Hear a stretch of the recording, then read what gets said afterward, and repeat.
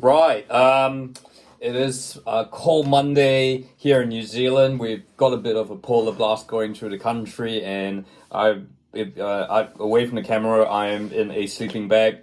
But nope, certainly not the quiet Monday I was hoping. Certainly after the end of the Premier League, the end of the Champions League. I know we've got Super Rugby and all that, but yeah, look, we've had a bunch of news, some sad news, of course, and it would be remiss of me not to mention this.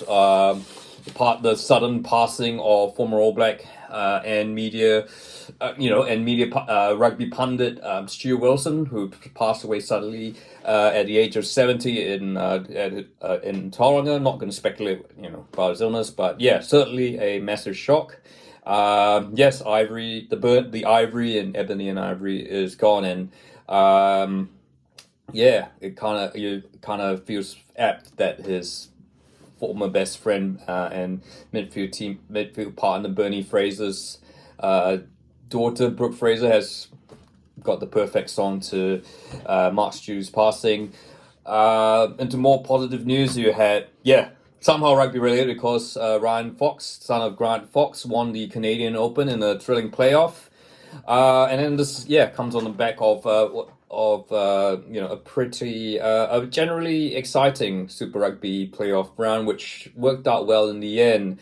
But yeah, of course, that was sort of all overshadowed by the news that Mark Robinson, the CEO of New Zealand Rugby, New Zealand Rugby Union, Rugby Football Union, whatever you want to call it, Mark Robinson will be stepping down from his role as Chief Executive Officer at the end of 2025.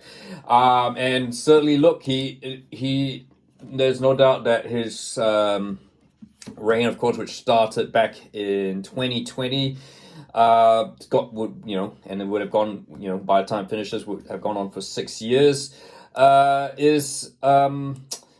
certainly been quite polarizing, to say the word. I wouldn't say divisive, polarizing. I know that, and it certainly has divided the game a lot. But I guess the question is, I guess he is a CEO. He has to behave like one. He can't, and much as he is a former player, of course, he was brief, and I might as well spill out his background, of course. Born Stratford Taranaki,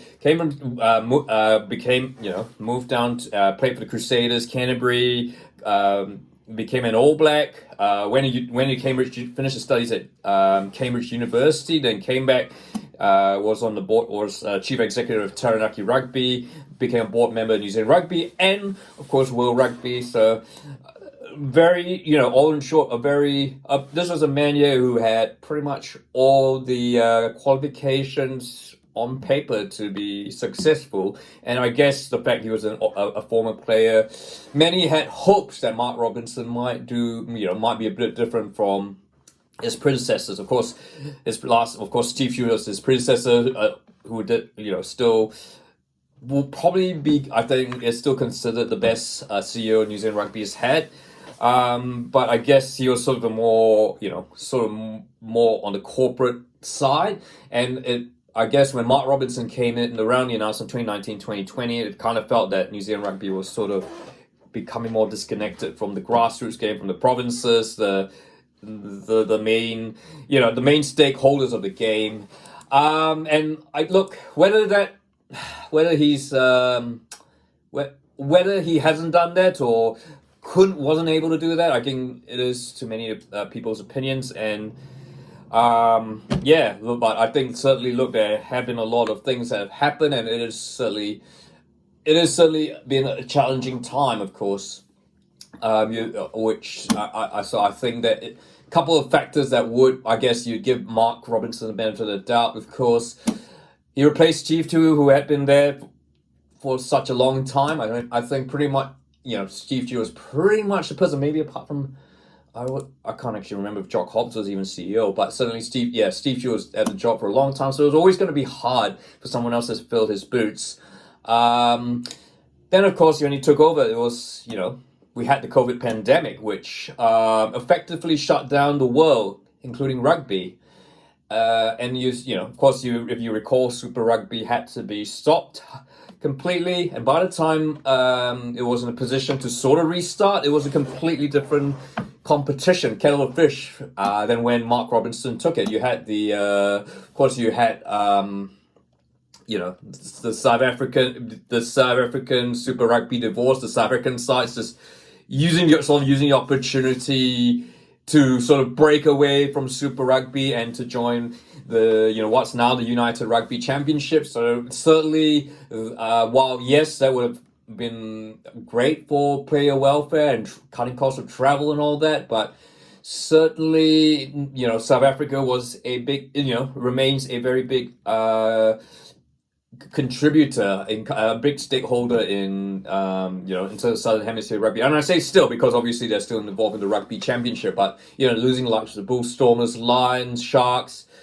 all that. Whilst yes, okay, maybe the competition might not be. They might not have won as many Super Rugby titles as the New Zealand sides, but they certainly offered that really strong competition and also that interest in South Africa, which is a far bigger market than Australia and New Zealand. So there was a big hole there. Look, I mean, Super Rugby Aotearoa was quite a big success. Of course, you got to remember, I think that there was a bit of luck that New Zealand was able, New Zealand didn't have any any fatalities. They were able to get out of lockdown quickly, so we could actually have full crowds at rugby games. In fact, I believe was it the New Zealand Australia? One of the games was actually the largest crowd in the world in the sort of pandemic era. So there was a bit of luck there, and crowds were able to go and watch rugby games and filled the capacity. There were afternoon games, but yeah, certainly look, being the factors there were, it was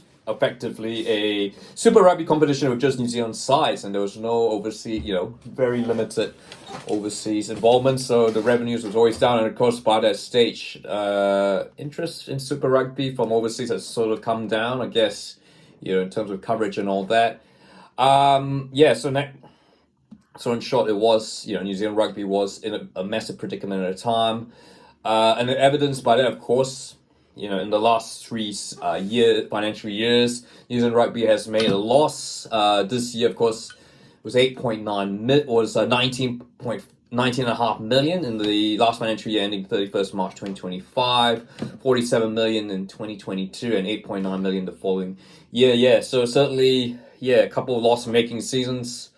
This is despite New Zealand Rugby, Mark Robinson was heavy on trying to get American, multinational investors, Silver Lake, involved. Silver Lake, of course, they've been a lot involved in sport, and that certainly created a massive divide with the provincial game, which, as we've now known, of course, the provincial game has decided to go and create its own body. There's the Players Union and all that. So, and then we have New Zealand Rugby Commercial, the split between New Zealand Rugby Commercial and the New Zealand Rugby Union itself, which appears and might very well be patched up now that Mark Robinson goes, depending on who David Kirk, of course, he's the head of the New Zealand Rugby Board, whoever he appoints.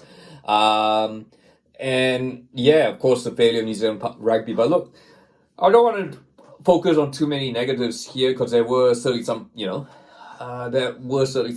good things Mark Robinson did. And it certainly is not, Mark Robinson is certainly not the man to blame for any, this sort of fantasy thing about that media loves to portray that rugby is dying in New Zealand. The fact is, New Zealand Rugby has earned its highest ever income at 285 million, which is well ahead of, 55 million ahead of England, which is supposed to be, many claim to be the richest rugby union. So certainly the income values are high. Sponsors are still coming in. Look, there's the issue of Ineos, but that's nothing to do with Mark Robinson. That's more to do with, of course, and we all know about the issues with Manchester United, Sir Jim Ratcliffe. That is an Ineos factor, and I guess it is actually kind of good that New Zealand Rugby, Mark Robinson, took the stand against Ineos to, call that out, because no one had really called him out until this point. I mean, of course, subsequently you've had the Mercedes Formula One team sort of quietly breaking their links with Ineos and Sir Jim Ratcliffe. And look, you had like long-time sponsor Ford leaving, Toyota's come in, sponsorships are still coming in, so, and finally, of course, player numbers are still very high. Kids are still playing rugby. It's not as if they've suddenly ditched the game in droves. Rugby is still clearly the number one product in New Zealand. It's why Sky Sport is still able to, survive even in this age of this challenging age. I guess it does paint it gets more hits when you have a negative story, and that particularly your likes of New Zealand Herald and stuff, they kind of like to play a more negative story. So was Mark Robinson incompetent? Look, I'm not one to judge here. Look, it was a challenging reign. I think he did the best he could. I don't think he was as incompetent as the media made him out to be, perhaps. Yes, he might not have got, being as universally liked. I don't know if you could call Steve Q universally liked, but he did have to deal a lot. The pandemic, you had South Africa breaking away, and the game, of course, and one more thing, okay, South Africa breaking away, becoming a more powerful, with as evidence with the 2022 Rugby World Cup.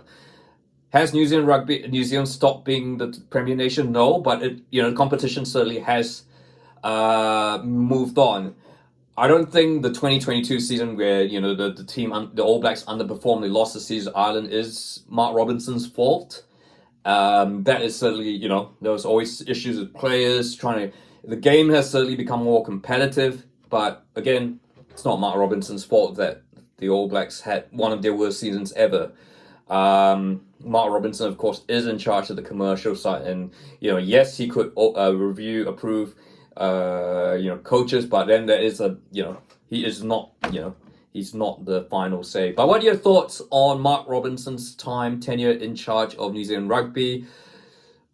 Look, I guess it was tumultuous. I think it is safe to say it was a tumultuous time, but how did Mark Robinson handle